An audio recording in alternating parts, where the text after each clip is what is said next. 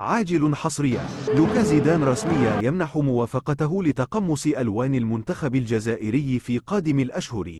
أمضى لوكا على وثيقة تغيير الجنسية الرياضية رسميا وسيسلمها للاتحادية الجزائرية في قادم الأيام. سيكون حارس إيبار متاحا للمنتخب الجزائري في ترأس جوانا أو سبتمبر رسميا. تم اللقاء مع لوكا زيدان ووكيله في مدينة أليكانت الإسبانية ومنح موافقته التامة لتقمص ألوان المنتخب الجزائري رسميا. أوراق تغيير جنسيته الرياضية ستسلم للفيفا في شهر ماي القادم.